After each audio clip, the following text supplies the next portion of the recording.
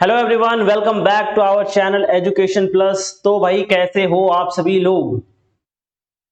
तो चलिए फिर आज हम लोग आ चुके हैं अपने फिजिक्स के सेशन से स्टार्ट करने के लिए। ठीक है, तो काफी लेट हुआ, थोड़ा सा लेट था, कोई दिक्कत नहीं है, लेकिन अब जल्दी जल्दी हम लोग कंप्लीट करेंगे अपना सिलेबस को, क्योंकि आपका किसी किसी कॉलेज में मिड सेम शुरू हो चुका है। ठीक है, और जल्दी आपका एंड सेमेस्टर आ जाएगा, दिसंबर में तो है। ठीक है, तो कोशिश करेंगे कि हम लोग अप्रोक्स कम से कम आपका जो दशहरा तक है, दशहरा का जो छुट्टी तक है, उसमें आपका पूरा का पूरा सेकेंड सेमेस्टर का सिलेबस पूरा किया जाए। ठीक है, थोड़ा सा बर्डन आपके ऊपर भी होगा, थोड़ा सा मेरे ऊपर भी होगा, लेकिन दोनों हंसते खेलते पूरा कर लेंगे। तो उम्मीद है कि आप समझ रहे होंगे कि, और हम भी आप लोगों को समझ रहे हैं कि कितना परेशानी हो रहा है आप लोगों को, थोड़ा सा दिक्कत, लेकिन कोई बात नहीं, परेशानी आते रहता है जाते रहता है। ठीक है, तो चलिए फिर हम अपने क्लास को स्टार्ट करते हैं, जिसमें हम लोग सबसे पहले स्टार्ट करेंगे क्या, सेमीकंडक्टर तो हम लोग पढ़ेंगे। ठीक है, लेकिन फिजिक्स का जो सबसे पहला यूनिट है वो क्या है भाई, इलेक्ट्रिकल मटेरियल। अगर आप इलेक्ट्रिकल मटेरियल पढ़िएगा तभी ही सेमीकंडक्टर समझ पाइएगा, क्योंकि सारा चीज यहां से एक दूसरे के बाद लिंक है। तो हमारा मेन क्या चीज है भाई, सबसे पहला है हमारा इलेक्ट्रिकल मटेरियल, फिर दूसरा है हमारा सेमीकंडक्टर, फिर हम लोग को पढ़ना है लेजर पढ़ना है। ठीक है, उसके बाद फिर टाइप्स ऑफ पीएन जंक्शन, ये सब जो है, यानी कि हम लोग को टाइप्स ऑफ सेमीकंडक्टर पढ़ना है। उसके बाद लास्ट में फाइनली थोड़ा सा इंट्रोडक्शन है क्वांटम फिजिक्स का। तो हम लोग फटाफट क्लास को स्टार्ट करते हैं। ठीक है, और अपनी क्लास को जल्दी जल्दी कंप्लीट करते हैं। आपका बीडब्ल्यू का डीसी सर्किट कंप्लीट हो चुका है, एसी सर्किट जल्दी ही स्टार्ट होने वाला है, इंजीनियरिंग ग्राफिक्स का भी अच्छा खासा लेक्चर हो चुका है, और फिर केमिस्ट्री का भी अच्छा खासा हो चुका है जो सिविल वाले हैं। ठीक है, उसके बाद फिर उसका ग्राफिक्स वगैरह भी हम लोग का हो गया अच्छा, केमिस्ट्री भी अच्छा हो गया है, वर्कशॉप का भी क्वेश्चन, यानी कि सारा क्लास अच्छी तरीके से चल रहा है, और सारे क्लास का प्लेलिस्ट आपको डिस्क्रिप्शन में मिल रहा होगा। ठीक है, लेकिन आपको क्या करना है, सबसे पहले इस सेशन को स्टार्ट करने से पहले फटाफट अपने दोस्तों को शेयर कर दीजिए जिन्होंने अभी तक एजुकेशन प्लस की फैमिली में एंट्री नहीं मारा है।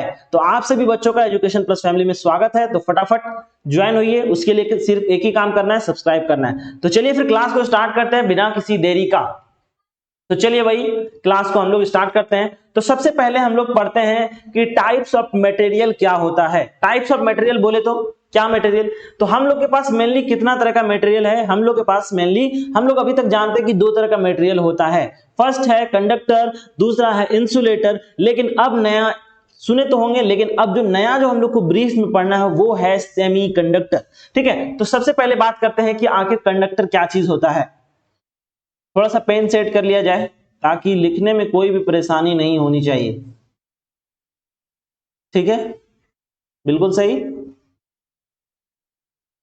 और चलिए, तो चलिए बात करें, तो सबसे पहला है कंडक्टर किसको बोलते हैं। कंडक्टर हम इसको किसको बोलते हैं, द सब्सटेंस। अगर डिफिनेशन की मैं बात करूं तो क्या लिखेंगे भाई, द सब्सटेंस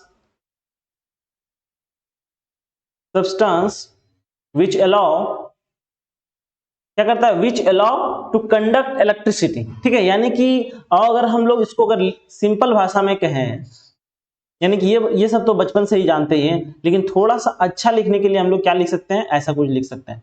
ठीक है, जिसका कंडक्टिविटी क्या हो, कंडक्टिविटी, कंडक्टिविटी को हम लोग किससे रिप्रेजेंट करते हैं भाई, कंडक्टिविटी को हम लोग सिग्मा से रिप्रेजेंट करते हैं, जिसका क्या हो, ये मैक्सिमम हो। ठीक है, उसके बाद इसका रेसिस्टेंस क्या हो भाई, रेसिस्टेंस, जिसको हम लोग या फिर रेसिस्टेंस कहो या फिर रेसिस्टिविटी कहो, दोनों बात एक ही है, लेकिन जब हम लोग बात कर रहे हैं थोड़ा सा टर्मिनोलॉजी के हिसाब से, तो रेसिस्टिविटी जिसको हम लोग ऐसे रिप्रेजेंट करते हैं वो क्या होगा, मिनिमम होगा। ठीक है, क्या होगा भाई, मिनिमम होगा। ठीक, तो ये हो गया कंडक्टर का मतलब कि ऐसा सब्सटेंस जिसका क्या हो, कंडक्टिविटी सबसे ज्यादा हो। ठीक है, और रेसिस्टिविटी क्या हो, मिनिमम हो। अगर हम लोग एग्जांपल की अगर बात करें तो एग्जांपल में क्या हो जाएगा, एग्जांपल में सबसे पहले जैसे हो जाएगा हम लोग का कॉपर। ठीक है भाई, क्या हो जाएगा, एक सेकेंड, क्या होगा भाई, कॉपर, जैसे हो गया कॉपर हो गया, सिल्वर हो गया। ठीक है, कॉपर हो गया, सिल्वर हो गया, आयरन हो गया। ठीक है, ये सारा का सारा क्या हो गया कंडक्टर में। अब रही बात इंसुलेटर। इंसुलेटर किसको बोलते हैं? इंसुलेटर उसको बोलते हैं जिसमें कंडक्टिविटी क्या हो, पूरी तरह से नहीं हो, यानी कि क्या कहें मिनिमम हो सकता है। तो कंडक्टिविटी क्या होना चाहिए? कंडक्टिविटी होगा मिनिमम। ठीक है, कंडक्टिविटी को हम लोग किससे रिप्रेजेंट करते हैं? इससे। और उसके बाद रेसिस्टिविटी, रेसिस्टिविटी ये क्या होगा भाई? ये होगा मैक्सिमम। ठीक है, जैसे हम लोग एग्जांपल की अगर हम लोग बात करें, जैसे हो गया वुड, जैसे लकड़ी। ठीक है, और फिर क्या हो जाएगा? प्लास्टिक। प्लास्टिक हो गया, और क्या हो सकता है भाई? रबर हो जाएगा। ठीक है, तो ये हो गया दो चीज, यानी कि एक रेसिस्टिविटी मैक्सिमम होनी चाहिए और कंडक्टिविटी मिनिमम होनी चाहिए। ठीक है, अब रही बात कि सेमीकंडक्टर किसको बोलते हैं, यानी कि सेमीकंडक्टर हम लोग उसको बोलते हैं जिसका कंडक्टिविटी क्या हो? कंडक्टिविटी कम हो, यानी कि कह सकते हैं कि कंडक्टिविटी और रेसिस्टिविटी दोनों के बीच में लाई करता हो। ठीक है, यानी कि कंडक्टर और इंसुलेटर के बीच में लाई करता हो, उसको हम लोग क्या बोलते हैं? उसको बोलते हैं हम लोग सेमीकंडक्टर। ठीक है, तो इसका हम लोग लिख सकते हैं ऐसा कुछ, whose conductivity is whose conductivity is less than, किससे कम होगा? कंडक्टर से कम होगा, less than conductor. And resistivity, resistivity क्या होगा? रेसिस्टिविटी होगा लेस देन किससे? इंसुलेटर से। And resistivity is less than insulator, यानी कि कंडक्टिविटी क्या होगा? कंडक्टर से कम होगा, और रेसिस्टिविटी क्या होगा? इंसुलेटर से कम होगा। इसको क्या बोलते हैं? सेमीकंडक्टर। इसका जैसे कि एग्जांपल की अगर बात करें तो एग्जांपल में क्या आ जाएगा? जैसे हो जाएगा, हम लोग को मेनली जो पढ़ना है वो हो जाएगा सिलिकॉन और जर्मेनियम। ठीक है, ये दोनों चीज पढ़ना है। तो सेमीकंडक्टर का मेनली हम लोग क्या चीज में इस्तेमाल करते हैं? तो सेमीकंडक्टर का हम लोग इस्तेमाल करते हैं डायोड बनाने में। जितना भी हम लोग का मोबाइल का चिप वगैरह रहता है वो सारा चीज किससे बनता है? वो बनता है सेमीकंडक्टर से। क्योंकि सेमीकंडक्टर क्या करता है?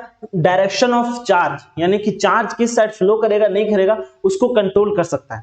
ठीक है, या फिर कह सके चार्ज अगर हम लोग कह रहे हैं तो उसका मतलब है कि करंट को कंट्रोल कर सके।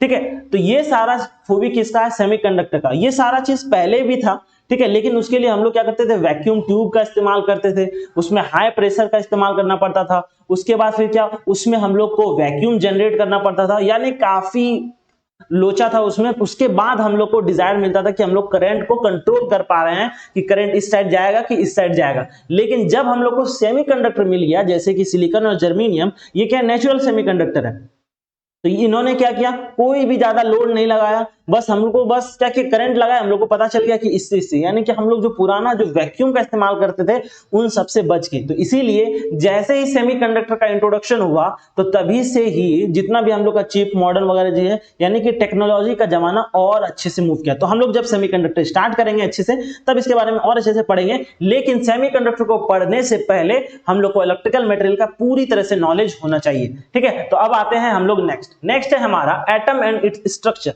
तो सबसे पहले एटम एंड स्ट्रक्चर पढ़ना पड़ेगा कि आखिर हम लोग को एटम के बारे में जानना चाहिए सबसे पहले, तभी तो हम लोग पढ़ पाएंगे कि आखिर सेमीकंडक्टर का पूरा जो अरेंजमेंट है वो कैसा है। ठीक है, तो सबसे पहले हम लोग कुछ बना लेते हैं, कुछ थोड़ा सा रिंग्स टाइप का कुछ बनाते हैं जो हम लोग को भी काम करना है। ठीक है, तो जैसे कि ये हो गया हमारा न्यूक्लियस। ठीक है, उसके बाद इसका ये एक और होगा, वो क्या होगा भाई? वो हो जाएगा इसका ऑर्बिट।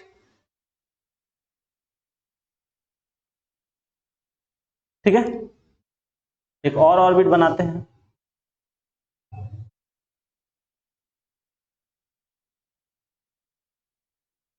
ठीक है, ये क्या हो गया भाई? ये हो गया हमारा अंदर में क्या है? Positive charge. ठीक है, अंदर में है पॉजिटिव चार्ज, और यहां पर क्या होगा? इलेक्ट्रॉन मूव कर रहा है। ठीक है, तो यहां पर भी एक इलेक्ट्रॉन बना देते हैं कि ये इलेक्ट्रॉन सब मूव कर रहा है बाहर में। तो इसका छोटा छोटा टर्म तो सबको पता ही होगा कि इसको क्या बोलते हैं। ठीक है, तो सबसे पहले इसको बोलते हैं हम लोग ऑर्बिट। ठीक है, सारे चीज को एक एक करके पढ़ लेते हैं। और ये है इलेक्ट्रॉन, ठीक है, ये इलेक्ट्रॉन हो गया। उसके बाद अंदर में है क्या भाई, अंदर में है प्रोटॉन प्लस न्यूट्रॉन, ठीक है। और फिर इलेक्ट्रॉन के पास क्या होता है, चार्ज होता है, कौन सा, निगेटिव चार्ज होता है। प्रोटॉन के पास होता है पॉजिटिव चार्ज, और इसके पास कोई चार्ज नहीं होता है, तो ठीक है, लिखने से कोई फायदा नहीं है, ठीक है। तो और ये जो अंदर में है इसको क्या बोलते हैं, न्यूक्लियस, इसको बोलते हैं न्यूक्लियस। अंदर में जो होता है उसको क्या बोलते हैं, न्यूक्लियस बोलते हैं। ऑर्बिट हो गया, और यानी कि सारा चीज हम लोगों ने देख लिया। अब हम लोग एक एक करके सबसे पहले पढ़ते हैं। लिखा हुआ है कि all material is made of, किसका, all material is made of atom, यानी कि दुनिया में कोई भी चीज बना हुआ किससे बना हुआ है, एटम से बना हुआ है, सही बात। दूसरा है अकॉर्डिंग टू बोर्स एटॉमिक, ठीक है, यानी कि Bohr's atomic the central atom is non, यहां पर बॉस लिख गया है, यहां पर बोर होगा, ठीक है। बोर एटॉमिक है सेंट्रल एटम, थोड़ा सा मिस प्रिंटिंग, सेंट्रल एटम, ठीक है, central atom is known as nucleus, ठीक है, या फिर यहां पर सेंट्रल कोर होना चाहिए, ठीक है, एटम नहीं, सेंट्रल कोर।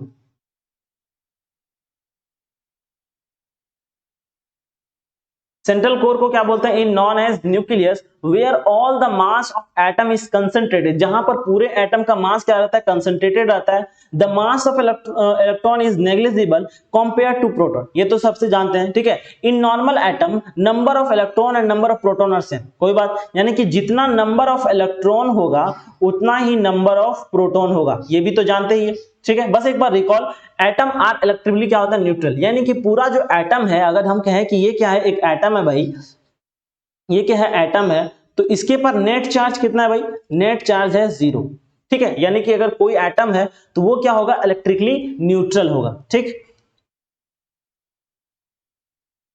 थोड़ा सा कलरिंग कर देते हैं, ठीक है, कोई दिक्कत। तो चलिए अब आते हैं एक एक करके, थोड़ा थोड़ा पढ़ लेते हैं। इलेक्ट्रॉन के पास क्या होता है, निगेटिव चार्ज होता है, ठीक है, कोई बात, कोई दिक्कत नहीं, यानी कि ये अगर इलेक्ट्रॉन है तो इसके पास चार्ज कितना होगा भाई, इसके पास चार्ज होगा 1.6 into 10 to the power minus 19 coulomb, ठीक है। इसका मास कितना होगा, मास ऑफ अगर बात करें हम लोग, मास ऑफ इलेक्ट्रॉन की अगर हम लोग बात करें तो इसका होगा 9.1 into 10 to the power minus 31 kg, ठीक है। अब रही बात कि अब प्रोटॉन कितना कम होता है, ठीक है, तो प्रोटॉन जो है यहां पर 1830 टाइम कम होता है, किससे, मास ऑफ प्रोटॉन से, ठीक है। ये जो है इसको क्या बोलेंगे, मास ऑफ प्रोटॉन, ये क्या है, मास ऑफ प्रोटॉन, यानी कि अगर हम लोग कहें कि 1830 mass of electron is equal to mass of proton, ठीक है, यानी कि इतना टाइम रहेगा तो होगा, ठीक है, यानी कि 180, यानी कि 1830 टाइम्स लेस होता है, किससे, मास ऑफ प्रोटॉन से कम होता है, यानी कि इलेक्ट्रॉन सोच सकते हैं कितना ज्यादा छोटा है, ठीक है। चलिए अब आते हैं प्रोटॉन की बात करते हैं। तो प्रोटॉन क्या होता है, प्रोटॉन होता है पॉजिटिव चार्ज, इसको क्या बोलते हैं, पॉजिटिव चार्ज, पॉजिटिव चार्ज। अब रही बात इस पे चार्ज कितना होता है, जितना चार्ज इलेक्ट्रॉन के पास उतना चार्ज प्रोटॉन के पास, क्यों, क्योंकि हमारा होल एटम क्या है, इलेक्ट्रिकली न्यूट्रल है, तो यहां पर प्रोटॉन का चार्ज क्या हो जाएगा, प्रोटॉन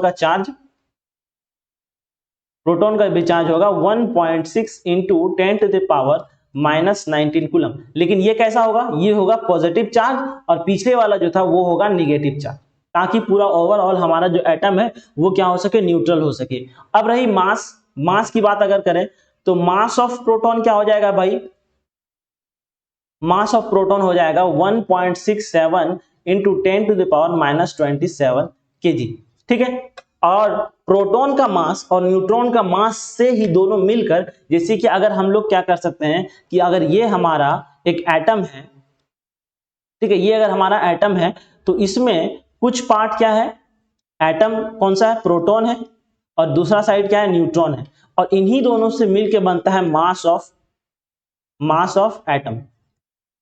क्यों, क्योंकि इलेक्ट्रॉन के पास तो कोई चार्ज, कोई मास ही नहीं है, कोई मास ही नहीं, तो ओवरऑल एटम का मास किसके द्वारा है, तो प्रोटॉन प्लस न्यूट्रॉन से मिलकर ही टोटल मास है, ठीक है।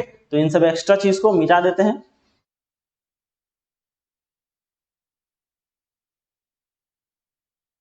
ठीक है, इनको भी मिटा ही देते हैं फिर। चलिए अब आते हैं इलेक्ट्रॉन की बात करते हैं।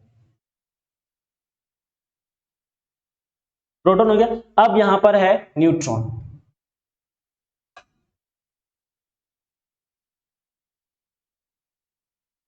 यहां पर थोड़ा सा गलती है, क्या गलती है?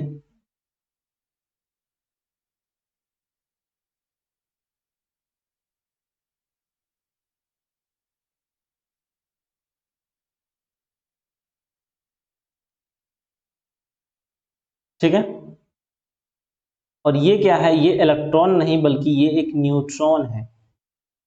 ये क्या है भाई? ये है न्यूट्रॉन। ठीक है, समझ गए? तो ये है हमारा न्यूट्रॉन। तो यहां पर हम लोग न्यूट्रॉन लिखते हैं, इसको मिटा दिया जाए पहले।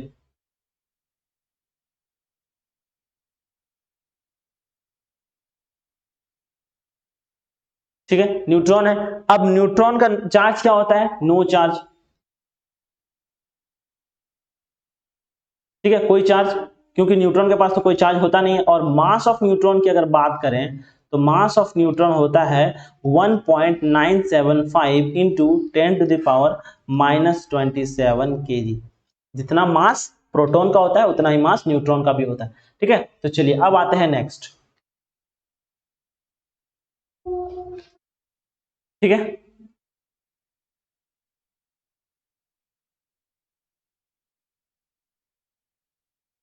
चलो भाई।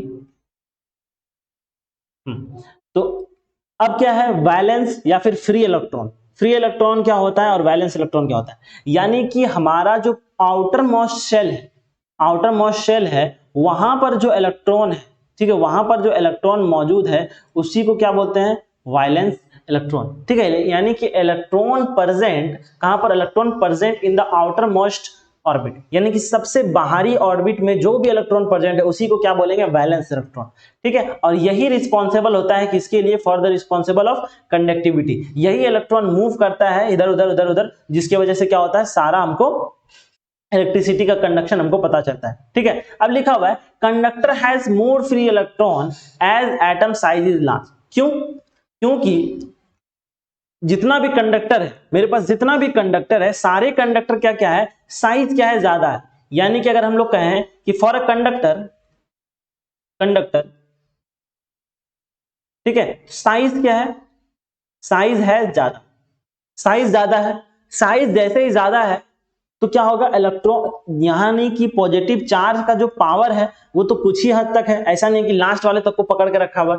साइज ज्यादा होने की वजह से लास्ट वाले के पास कोई असर ही नहीं पड़ रहा, वो मस्त मौजा आदमी घूम रहा है इधर उधर। ठीक है, जिसकी वजह से इलेक्ट्रिसिटी कंडक्ट कर रहा है। साइज ज्यादा है तो इलेक्ट्रॉन मूव कर रहा है इधर। लेकिन इंसुलेटर में क्या होता है?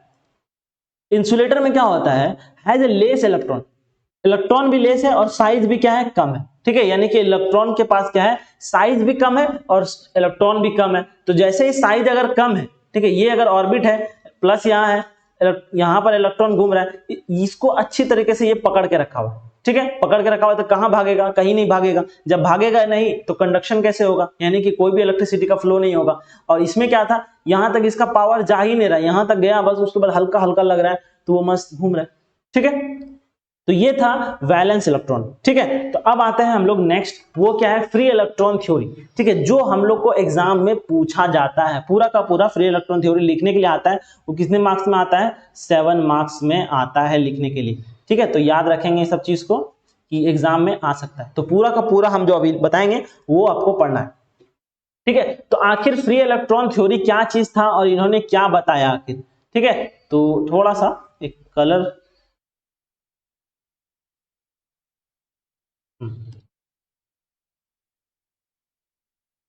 तो सबसे पहला क्या है? To explain all property of metal. Free electron theory क्या बताता है हमको? फ्री इलेक्ट्रॉन थ्योरी बताता है कि मेटल का जो प्रॉपर्टी है वो सारा चीज, यानी कि अगर हम लोग क्या कहें कि जैसे कोई मटेरियल वो इलेक्ट्रिसिटी कंडक्ट करेगा, क्यों करेगा? ठीक है, कोई भी मटेरियल इलेक्ट्रिसिटी कंडक्ट करेगा या नहीं करेगा, वो कौन बताएगा? वो बताएगा फ्री इलेक्ट्रॉन थ्योरी बताएगा कि हाँ भाई इसके पास ये सब कुछ प्रॉपर्टी है, इसीलिए ये क्या कर रहा है? इलेक्ट्रिसिटी को कंडक्ट कर रहा है। दूसरा है कि कोई भी मटेरियल क्या है? ऑप्टिकली एक्टिव है। मतलब है कि ये अगर कोई ऑब्जेक्ट है, ठीक है, इसको आर पार कैसे दिख रहा है भाई? उस पार, ऑप्टिकली एक्टिव कैसे है ये कौन बताएगा, ये हम लोग को electron filled free electron theory से पता चल जाएगा, हाँ ये बताएगा, ठीक है, क्योंकि इसके पास ऐसा प्रॉपर्टी है इसीलिए ये क्या करेगा, ऐसा कुछ करेगा, ठीक है। कोई भी मटेरियल अपना मैग्नेटिक प्रॉपर्टी क्यों शो कर रहा है, क्यों शो कर रहा है भाई, क्योंकि इसके पास ऐसा गुण है, और वो किसे पता चलेगा, वो पता चलेगा फ्री इलेक्ट्रॉन थ्योरी से। तो हाँ ये पता चलेगा कि भाई इसके पास ऐसा प्रॉपर्टी है, तो ये क्या करेगा, मैग्नेटिक प्रॉपर्टी शो करेगा, ठीक है। तो उसीलिए हम लोग को सबसे पहले पढ़ना जरूरी है कि इलेक्ट्रॉन फ्री इलेक्ट्रॉन थ्योरी क्या है, ये कैसे बताया, इन्होंने क्या क्या बताया, ठीक है। तो सबसे पहले बात करते हैं स्टेज 1, ठीक है। इन 1900 ड्यूड and Lorentz to classify the free electron theory, ठीक है। इन्होंने क्या किया, फ्री इलेक्ट्रॉन थ्योरी को क्लासिफाई किया, क्या क्या बताया उन्होंने, कहा कि फ्री इलेक्ट्रॉन जो भी है हमारे पास, जो इलेक्ट्रॉन फ्री इलेक्ट्रॉन वो ओबे करता है क्लासिकल मैकेनिक्स को, ठीक है। यानी कि क्लासिकल मैकेनिक्स क्या हो गया, जैसे कि न्यूटन्स लॉ का जितना भी मोशन वो किस में आता है, क्लासिकल मैकेनिक्स में, ठीक है। तो वो क्या कर रहा है, ओबे कर रहा है क्लासिकल मैकेनिक्स को। फिर दूसरा है, ये क्या था, एक अच्छा शुरुआत था, ठीक है। यानी क्लासिकल मैकेनिक्स जो इन्होंने स्टार्ट किया, यानी फ्री इलेक्ट्रॉन थ्योरी, इन्होंने क्या किया, एक अच्छा शुरुआत दे दिया, गुड इनिशिएटिव, ठीक है। लेकिन सारे चीजों को बता नहीं पाया कि ये ऐसा करेगा, ये ऐसा करेगा, ये ऐसा करेगा, लेकिन हाँ एक अच्छा शुरुआत मिल गया कि हाँ यहां से अब थोड़ा थोड़ा इवोल्यूशन होगा कि हाँ पूरा इलेक्ट्रॉन के बारे में हम लोग को पता चल जाएगा, ठीक है। तो ये तो गया इनिशियली। दूसरा स्टेज 2, 1928 में समरफील्ड, ठीक है, एक साइंटिस्ट था जिन्होंने बताया क्वांटम फील्ड थ्योरी। उन्होंने क्या दूसरा बताया, क्वांटम फील्ड थ्योरी, यानी कि एक नया थ्योरी लाया जिसका नाम था क्वांटम फील्ड थ्योरी। वो क्या बता रहे हैं, वो कह रहे हैं कि free electron obey the laws of quantum mechanics, ठीक है, क्योंकि उस वक्त में क्वांटम मैकेनिक्स आ चुका था, ठीक है। पहले क्लासिकल मैकेनिक्स था तो वो उसको कुछ कुछ पार्ट अवे किया, फिर नहीं किया, लेकिन कुछ समय बाद क्वांटम मैकेनिक्स आया। लेकिन उसके बाद क्या होगा, 1920 में समरफील्ड ने क्या बताया कि कहा कि जो भी फ्री इलेक्ट्रॉन है वो क्वांटम मैकेनिक्स को ओबे कर रहा है, ठीक है। तो ये ठीक है भाई। उसके बाद फिर क्या है, explain all property of metal but, यानी कि कुछ कुछ हद तक, यानी कि जितना प्रॉपर्टी ऑफ मेटल था कि ये क्या होगा, कोई भी मेटल ऑप्टिकली एक्टिव होगा, क्यों होगा, वो लगभग लगभग बता दिया। कौन बताया, समरफील्ड थ्योरी जो क्वांटम मैकेनिक्स था वो बता दिया। ये दो चीज था जो 1800 इसी साल लास्ट में 1928 के लास्ट में एक और थ्योरी आया, ठीक है। वो उन्होंने क्या बताया, उस थ्योरी का नाम क्या था, द जोन थ्योरी, ठीक है। इन्होंने बताया कि the free electron obey the laws of quantum mechanics. उन्होंने वही किया कि लॉज ऑफ क्वांटम मैकेनिक्स तो कर रहा है, ठीक है, लेकिन और बताया कि free electron move in periodic potential field, ठीक है, यानी कि किसी भी एक फील्ड में मूव करता है, ठीक है। इलेक्ट्रॉन क्या करता है, कोई भी एक फील्ड आता है उसी के अंदर मूव करता है, ठीक है। उसके बाद बताया कि इलेक्ट्रिकल कंडक्शन ऑफ मेटल, यानी कंडीशन ऑफ मटेरियल, जैसे क्या, यानी कि जोन थ्योरी ने क्या बताया, जोन थ्योरी ने क्या कहा, इलेक्ट्रिकल कंडीशन ऑफ मेटल। और इलेक्ट्रिकल कंडक्शन क्या क्या भाई, इलेक्ट्रिकल कंडक्शन है, जैसे पहला है हमारा ओम्स लॉ, क्या है, ओम्स लॉ, ओम्स लॉ पहला है, ओम्स लॉ। फिर दूसरा क्या है भाई,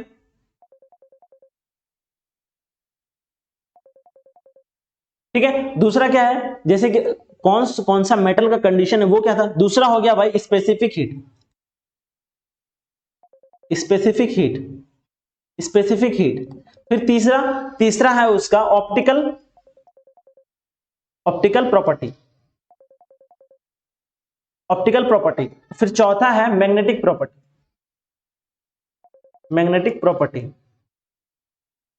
ठीक है, मैग्नेटिक प्रॉपर्टी। ये सब सारा सारा कौन सा बताया तो उन्होंने, द जोन थ्योरी, ठीक है। स्टेज 3 में यानी कि 1980 लास्ट में ब्लॉच जो थे उन्होंने क्या किया कि द जोन थ्योरी लाया। उन्होंने बताया कि जितना भी इलेक्ट्रॉन है वो क्या कर रहा है, क्वांटम फिजिक्स को फुलफिल कर रहा है। फ्री इलेक्ट्रॉन क्या कर रहा है, मूव कर रहा है पीरियोडिक पोटेंशियल फील्ड। और जितना भी इलेक्ट्रिकल कंडीशन है, यानी कि इलेक्ट्रिकल कंडीशन ऑफ मेटल जो है, जैसे ओम्स लॉ हो गया, स्पेसिफिक हीट हो गया, इन सबको अच्छी तरीके से क्या कर दिया, क्लासिफाई कर दिया, ठीक है। तो ये तो हो गया भाई जो थ्योरी आया था। अब हम लोग आगे चलते हैं कि जो हम लोग इसमें कुछ एजम्पशन, यानी कि इसको सॉल्व करने के लिए कुछ एजम्पशन माने थे, तो वो क्या क्या एजम्पशन था, ठीक है। तो सबसे पहले एजम्पशन इसमें माना गया कि every material is composed of matter, हर बार एक ही चीज, ठीक है, कि जितना भी मटेरियल बना गया है वो किस चीज से बना गया, मेड विद एन एटम, एक एटम से मिलकर बना है, ठीक है।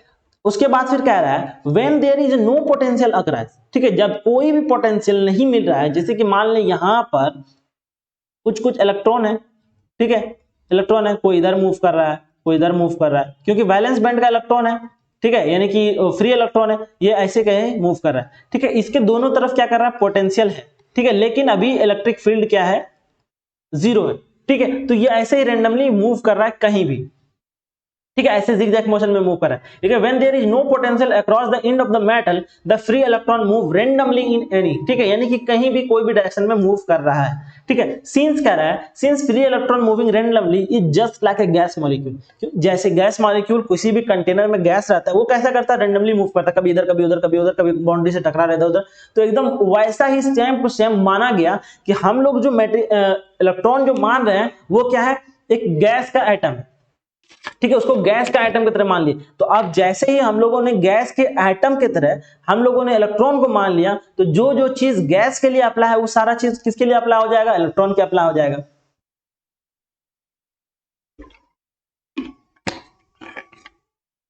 सही बात। जो भी चीज हम लोगों ने अभी तक अप्लाई किया था वो सारा का सारा चीज क्या हो जाएगा, इसको थोड़ा सा मिटाते हैं। क्या बोल रहे थे अभी, हाँ अभी कह रहे थे कि हम लोगों ने क्या किया, यानी कि एजम्पशन इसमें क्या माना गया कि जो भी हमारा इलेक्ट्रॉन है उसको मान लिया, जैसे कि ये है इलेक्ट्रॉन, ठीक है, ये क्या है इलेक्ट्रॉन, इसको मान लिया कि ये क्या है भाई, ये है हमारा गैस एटम, गैस एटम। जैसे ही गैस एटम है तो गैस का जितना प्रॉपर्टी है वो हम लोग इस पे अप्लाई कर सकते हैं, ठीक है। तो हम लोग को तभी ये इलेक्ट्रॉन ऐसा मूव कर रहा है कोई भी रैंडम डायरेक्शन, ठीक है। तो यहां है इलेक्ट्रॉन,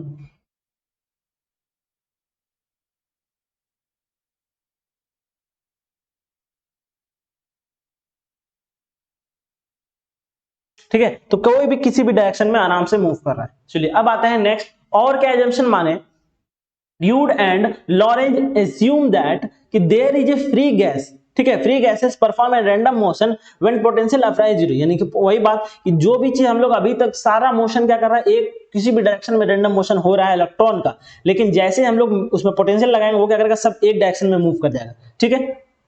ये चीज तो बताया ही गया। फिर तीसरा है here on free electron gas can apply the kinetic theory, यानी कि अभी जो बोले कि जितना भी हम लोग का गैस का थ्योरी था, काइनेटिक गैस ऑफ थ्योरी, वो सारा चीज इलेक्ट्रॉन के ऊपर भी अप्लाई होगा। कैसे, can apply the kinetic theory of a free electron perform on a motion just like a molecule inside a container, जैसा कि कंटेनर में इलेक्ट्रॉन मूव करता है, जैसे कि ये हो गया हमारा एक कंटेनर, हम लोगों ने क्लास 12th में अच्छी तरीके से पढ़ रखा है कि काइनेटिक थ्योरी ऑफ गैसेस, ये क्या है, एटम है, ठीक है, वो इधर मूव कर रहा है उधर मूव कर रहा है, इसमें भी आरएमएस ये सारा चीज यूज होता है, वैसा ही सारा चीज यहां भी अप्लाई होगा, ठीक है। तो जैसे क्या, काइनेटिक एनर्जी जो होता है, kinetic energy is equal to होता है 3/2 kT, ठीक है, ये क्या होता है 3/2 kT, लेकिन काइनेटिक एनर्जी का फॉर्मूला क्या होता है भाई, काइनेटिक एनर्जी का होता है ½ mv² is equal to 3/2 kT, ठीक है। तो ये फॉर्मूला हर जगह अब अप्लीकेबल है,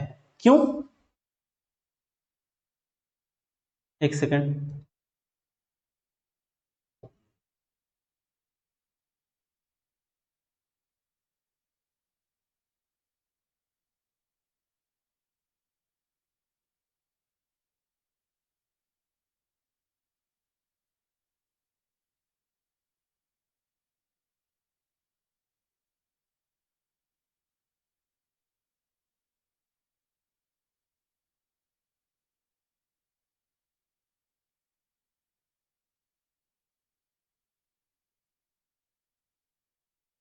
ठीक है। अभी हम लोगों ने क्या देखा कि जितना भी हम लोग के पास क्या है, एक सेकंड, थोड़ा सा एक सेकंड,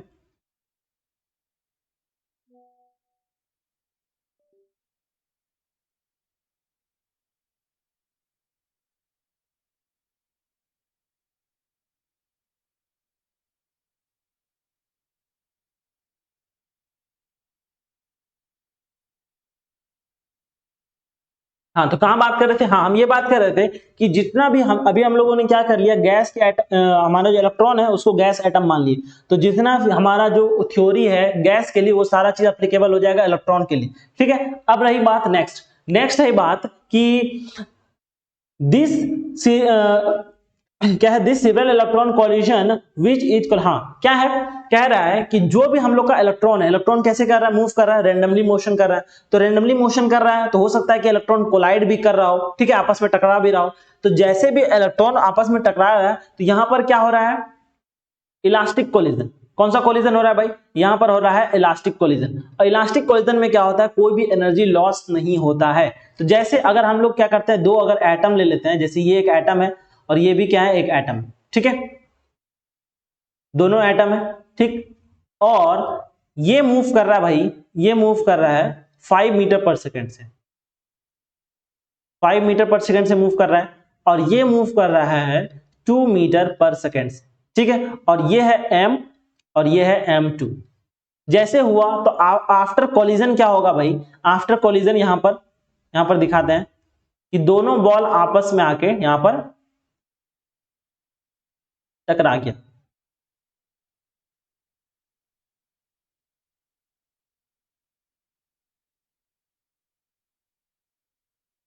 क्या हुआ, यहां पर दोनों बॉल आपस में आके, फिर क्या होगा भाई, जैसे यहां पर टकरा गया,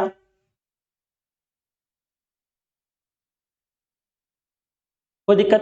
अब फाइनली क्या हुआ, अब जो बॉल होगा मूव करेगा, क्योंकि यहां पर कोई भी एनर्जी का तो लॉस हुआ नहीं है, तो एनर्जी क्या होगा, एक दूसरे को ट्रांसफर कर देगा, लेकिन एनर्जी क्या रहेगा, कंजर्व रहेगा। तो यहां पर अब ये जो बॉल है ये मूव करने लगेगा 2 मीटर पर सेकेंड से, और ये जो बॉल है ये मूव करने लगेगा 5 मीटर पर सेकेंड से, ठीक है, और ये है m1 और ये है m2। बस क्या होगा, एनर्जी का क्या हो जाएगा, ट्रांसफर हो जाएगा एक दूसरे के साथ। यहां पर जैसे टकराया, ठीक है, तो एनर्जी क्या हो जाएगा, कंजर्व रहेगा, जैसा जैसा मोशन आ रहा था बस खाली क्या हो जाएगा, एक दूसरे को ट्रांसफर कर देगा। तो ये हुआ मेन एजम्पशन जो हम लोगों ने अभी तक माना हुआ था, किसमें, फ्री इलेक्ट्रॉन थ्योरी, ठीक है। अब रहता है बात कि हम लोग जो फ्री इलेक्ट्रॉन थ्योरी जो पढ़ा, इसमें क्या क्या एडवांटेज है, क्या क्या डिसएडवांटेज है, उसके बारे में भी नजर डाल लेते हैं। तो सबसे पहला एडवांटेज है भाई कि electrical conductivity and thermal conductivity of a metal are explain. इस थ्योरी ने क्या किया कि एक्सप्लेन कर दिया, क्या, इलेक्ट्रिकल कंडक्टिविटी, और दूसरा चीज क्या, इलेक्ट्रिकल थर्मल कंडक्टिविटी, दोनों चीज को अच्छी तरीके से एक्सप्लेन कर दिया। और ओम्स लॉ को भी इसने अच्छे से वेरीफाई कर दिया। और तीसरा है optical property of a metal are explain, यानी कि ऑप्टिकल प्रॉपर्टी जो मेटल का है, जैसे कोई मेटल क्या ट्रांसपेरेंट होता है, ठीक है, वो सारा कैसे प्रॉपर्टी है, ऑप्टिकल प्रॉपर्टी है, वो सारे चीज को अच्छे तरीके से एक्सप्लेन कर दिया इस थ्योरी ने। अब रही बात कि क्या क्या डिसएडवांटेज इसमें रहा, तो सबसे पहला है, फेल हो गया किसमें, to explain the specific heat capacity, ठीक है, specific heat capacity of metal को एक्सप्लेन करने के लिए पूरी तरीके से ये क्या हो गया, नाकाम हो गया। फिर दूसरा क्या भाई, दूसरा है fail to explain the superconductivity of a superconductivity property of a metal, यानी कि मेटल का सुपर कंडक्टिविटी जो उसको एक्सप्लेन करने में फेल हो गया। फिर है तीसरा क्या है, fail to explain electrical conductivity of a superconductor, ठीक है, सुपर कंडक्टर का जो कंडक्टिविटी है उसको एक्सप्लेन करने में थोड़ा सा चूक गया। फिर है फिफ्थ वाला कि fail to explain the photoelectric effect. ये तो थियोरेटिकल है, आराम से पढ़ सकते हैं, ठीक है, फिर हम आगे जब बात करेंगे जो वहां पर लिखने का रहेगा तो उसको अच्छे से समझा देंगे। ये सारा चीज आराम से लिख के याद कर लेना है, क्योंकि एग्जाम में 7 नंबर में आएगा तो लिखना जरूरी है, ठीक है। उसके बाद according to this theory conductivity is directly proportional to, कह दिया कि कंडक्टिविटी जो है, ठीक है, वो डायरेक्टली प्रोपोर्शनल है किसके, रेसिस्टिविटी के, लेकिन ये क्या होता है, रॉन्ग, ठीक है, ये चीज गलत बता दिया। फिर है fail to explain the ferromagnetism, ठीक है, फेरोमैग्नेटिज्म को एक्सप्लेन कर नहीं पाया ये, जैसे फेरोमैग्नेटिज्म होता है, उसके बाद फिर होता है डायमैग्नेटिक, इस तरह का जो मटेरियल है इसमें फेरोमैग्नेटिज्म को अच्छे से एक्सप्लेन नहीं कर पाया, यानी कि फेल हो गया यहाँ पर। फिर है जो भी हमारा जो वैल्यू निकला, यानी कि इस थ्योरी से जो हम लोग का जो वैल्यू निकला वो ज्यादा निकल गया एक्सपेरिमेंटल वैल्यू, यानी एक्सपेरिमेंट से जो वैल्यू निकाले उसका वैल्यू क्या हो गया, ज्यादा, यानी कि एक्सपेरिमेंटल वैल्यू, ठीक है, experimental value is less than किससे हो जाएगा, एक्चुअल जो हम लोगों ने इस फॉर्मूले से निकाला, डिटरमाइन वैल्यू, यानी कि डिटरमाइन वैल्यू, ठीक है, जो वैल्यू हम लोग निकाले वो ज्यादा हो गया किससे, एक्सपेरिमेंटल वैल्यू, तो यहां पर तो सीधा फेल हो गया, ठीक है। कुछ कुछ डिसएडवांटेज है तो कुछ एडवांटेज भी है, ठीक है। फ्री इलेक्ट्रॉन थ्योरी जो एग्जाम में आएगा, ये थ्योरेटिकल था तो आराम से आप लोग लिख सकते हैं, ठीक है। अब आते हैं नेक्स्ट, कुछ कुछ जो अभी हम लोगों ने पढ़े basic terms involve in the free electron theory, जो अभी फ्री इलेक्ट्रॉन थ्योरी, इसमें कुछ कुछ बातें हैं जो हम लोग को समझना बहुत जरूरी है। जैसे क्या है ड्रिफ्ट वेलोसिटी, ठीक है, ड्रिफ्ट वेलोसिटी भी तो जानते हैं क्या होता है। जैसे कि अगर हम बात करें कि ये कोई मेटल है, ठीक है, ये कोई मेटल है, यहां पर कोई कोई चार्ज है, कोई यानी कि कोई इलेक्ट्रॉन है, ये मूव कर रहा है, यहां से ऐसे मूव कर रहा है, कितना मान लेते हैं 2 मीटर पर सेकेंड से मूव कर रहा है, फिर यहां ऐसे मूव कर रहा है 3 मीटर पर सेकेंड, ठीक है, यहां पर 5 मीटर पर सेकेंड से ऐसा कुछ मूव कर रहा है, ठीक है, कोई दिक्कत, ठीक है। तो ड्रिफ्ट वेलोसिटी आखिर किसको बोलते हैं? ड्रिफ्ट वेलोसिटी कहते हैं the average value of velocity of an electron moving in perpendicular direction during the present of electric field, ठीक है। इसे इलेक्ट्रॉन क्या कर रहा है, मूव कर रहा है कहीं भी, किसी भी डायरेक्शन में ऐसे मूव कर रहा है, ठीक है, लेकिन इसका परपेंडिकुलर डायरेक्शन क्या है, ठीक है, यानी कि अगर मान लो कि इन दोनों के बीच में क्या है, इलेक्ट्रिक फील्ड लगा हुआ है, ठीक है, ऐसा कोई इलेक्ट्रिक फील्ड लगाओ, ठीक है, तो परपेंडिकुलर डायरेक्शन, इसका इलेक्ट्रॉन का जो परपेंडिकुलर डायरेक्शन है उसी को बोलते हैं ड्रिफ्ट वेलोसिटी। तो इसको अगर हम लोग Vd निकालेंगे तो Vd इज इक्वल टू क्या हो जाएगा, सारे का समेशन करेंगे तो हो जाएगा कितना कितना लिए हैं, 2 + 3 + 5 डिवाइडेड बाय 2। तो ये क्या हो गया भाई, ये हो गया हम लोग का ड्रिफ्ट वेलोसिटी,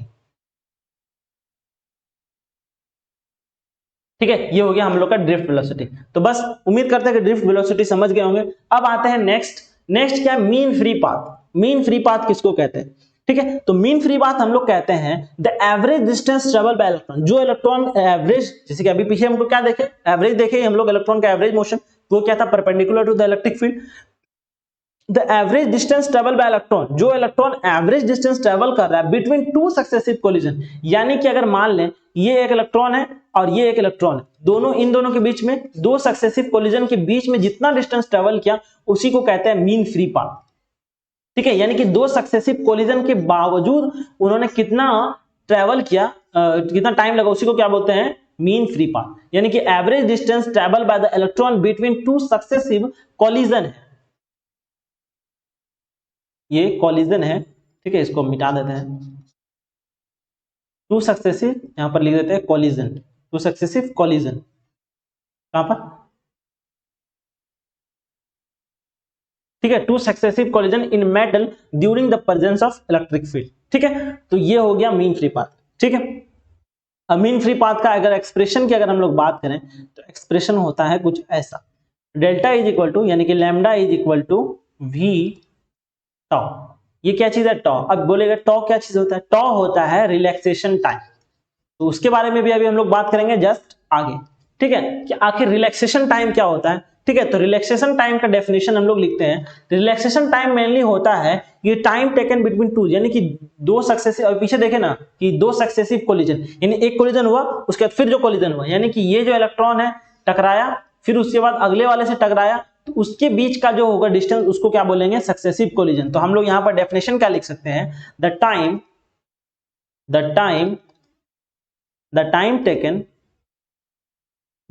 taken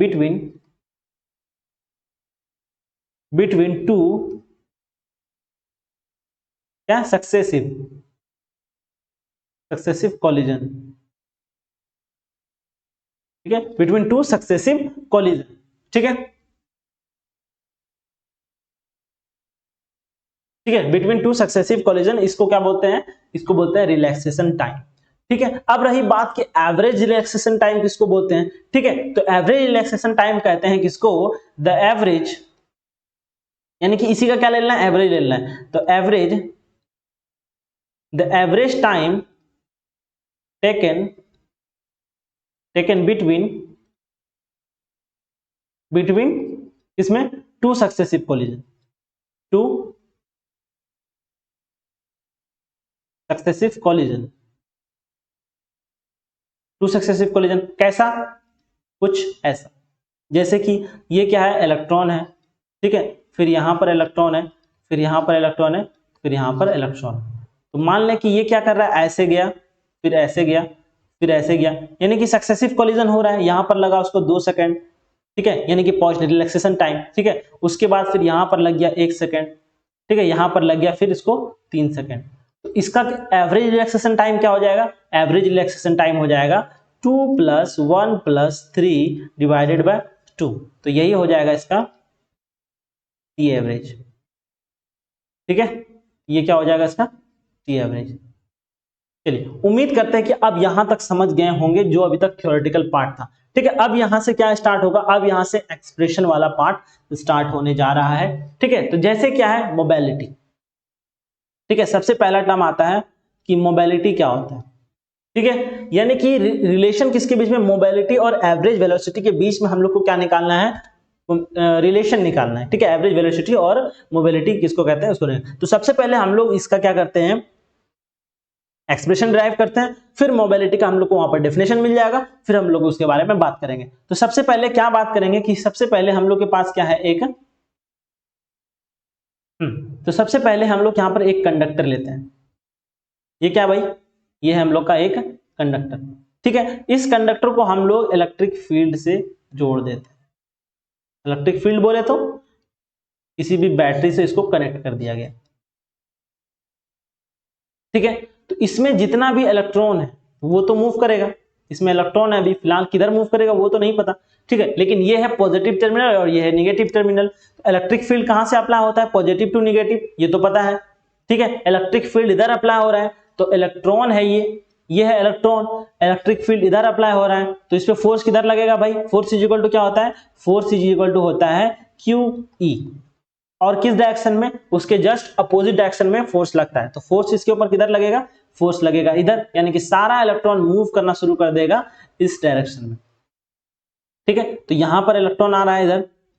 ठीक है, यानी कि यहां इलेक्ट्रॉन आ रहा है। ठीक है, कोई दिक्कत? फिर यहां से जाएगा। तो अब रही बात कि इलेक्ट्रॉन इधर जा रहा है और इलेक्ट्रिक फील्ड इधर है। ठीक है, कोई दिक्कत? तो चलिए, यानी कि अगर हम लोग यहां पर यही चीज यहां पर लिखना था तो फोर्स इज इक्वल टू क्या होता है? फोर्स इज इक्वल टू होता है QE। ये चीज तो याद रहेगा, इतना सा समझ गए। चलिए, अब आते हैं नेक्स्ट कि अब हम लोग को यहां से क्या निकालना है? एवरेज वेलोसिटी निकालना है। तो अब हम लोग यहां से क्या करते हैं? एक्सेलरेशन की तरफ चलते हैं। तो एक्सेलरेशन क्या होता है? अकॉर्डिंग टू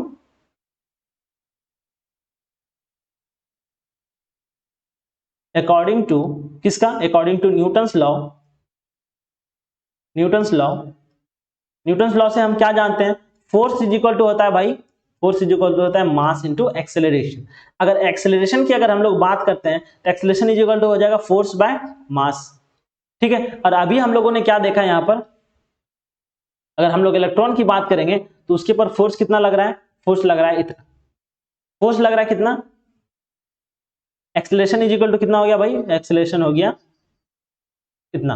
ठीक है, तो अब हम लोग क्या करते हैं? इस फोर्स के जगह पे जो अभी पीछे का जो हम लोग यहाँ फोर्स निकाले इसको इसके ऊपर पुट कर देते हैं। तो हम लोग का एक्सेलरेशन का क्या वैल्यू आया? यानी कि A is equal to acceleration is equal to आ गया QE बाय M। ठीक है, कोई दिक्कत? चलिए, ये हो गया हम लोग का एक इक्वेशन। ठीक, चलिए इसको भी थोड़ा सा सर्किल कर ही देते हैं ताकि अच्छे से। ठीक, यानी कि एक्सेलरेशन ऑफ इलेक्ट्रॉन, ये जो निकला है इलेक्शन ऑफ इलेक्ट्रॉन है। ठीक है, ये इलेक्ट्रॉन, ये है एक्सेलरेशन, ये हो गया इलेक्ट्रॉन ऑफ इलेक्शन। अब आते हैं, ये तो हो गया हम लोग का एक्सेलरेशन, लेकिन ये तो सिर्फ एक इलेक्ट्रॉन का निकला। अभी जो निकाले ये जो एक्सेलरेशन किसका निकला? एक इलेक्ट्रॉन, लेकिन इसमें तो बहुत सारा इलेक्ट्रॉन मूव कर रहा है। तो हम क्या करेंगे इसके लिए? जब हमको एक का मिलता है तो हम लोग ढेर सारा का निकालने के लिए क्या करते हैं भाई? उसके लिए हम लोग इस्तेमाल करते हैं इंटीग्रेशन। तो चलिए आइए नेक्स्ट पेज में हम लोग क्या करते हैं? इंटीग्रेशन करेंगे। ठीक है, और इसके लिए फॉर ऑल इलेक्ट्रॉन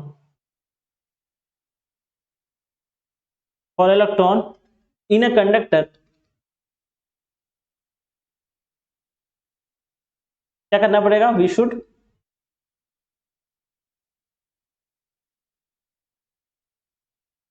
इंटीग्रेटेड। हमको क्या करना पड़ेगा? इसको इंटीग्रेट करना पड़ेगा। कैसे इंटीग्रेट करेंगे? तो सबसे पहले एक्सेलरेशन इज इक्वल टू क्या लिखेंगे? ठीक है, एक्सेलरेशन को हम लोग टाइम के साथ डिफरेंशिएट करेंगे, इंटीग्रेट करेंगे। ठीक है, तो इस साइड में क्या हो जाएगा? Force is equal to QE by M और dt। ठीक है, इसको हम लोग टाइम के रिस्पेक्ट में क्या कर रहे हैं? इंटीग्रेट कर रहे हैं। ठीक है, तो अब देखो एक्सेलरेशन को क्या लिखते हैं? हम लोगों ने पहले यानी कि 11th में जब होंगे तभी देखा होगा कि एक्सेलरेशन को हम लोग लिखते हैं dv बाय dt, क्योंकि हमको वेलोसिटी का टर्म लाना है। किसको? मोबिलिटी को किसके टर्म में लाना है? मोबिलिटी और वेलोसिटी का रिलेशन लाना है। तो हमको तो वेलोसिटी चाहिए, तो वेलोसिटी हम लोग कहां से मिलेगा? वेलोसिटी मिल गया हमको यहां से, ठीक है। वेलोसिटी हमको कहां से मिल गया? वेलोसिटी मिल गया हमको यहां से, ठीक है। कोई दिक्कत? कोई दिक्कत नहीं। चलिए, वेलोसिटी तो मिल गया भाई। अब हम लोग क्या करें, इसको हम लोग एक्सेलरेशन की जगह पे पुट कर देते हैं। तो यहां पर हम लोग लिखते हैं, तो यहां पर क्या हो जाएगा,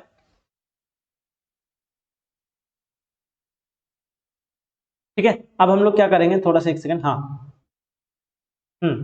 अब हम लोग एक्सेलरेशन की जगह पे लिखेंगे dv by dt into D T is equal to integration force is equal to Q E by M D T.